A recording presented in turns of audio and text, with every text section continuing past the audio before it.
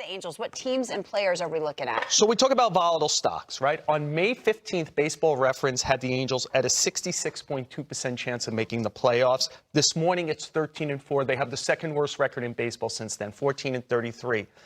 You know, obviously they want to go for it. They've wasted most of Mike Trout's prime. They've wasted most of the control period of Shohei Ohtani. They'll probably have to think seriously about moving one of those guys at some point. They'll probably not this year because with Anthony Rendon, if you also sign Ohtani, it's 3 guys for about $110 million. Can they do that and take all of them into old age? So who do they have?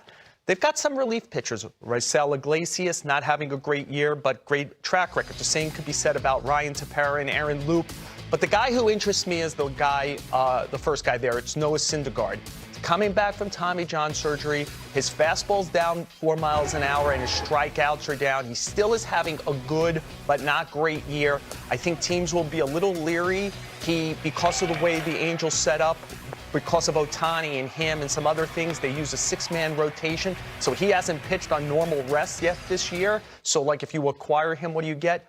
But it's such an interesting lump of clay. He's so talented. And in a down market for starting pitchers, does somebody jump out and say to the Angels, and he's a free agent at the end of the year. The reality of moving Trout or Ohtani needs to come into focus, you said, not this year. When? So I think, look, it's coming soon. I think they should probably be thinking about it now. That is such an ownership decision because you have to wear that if you're the owner.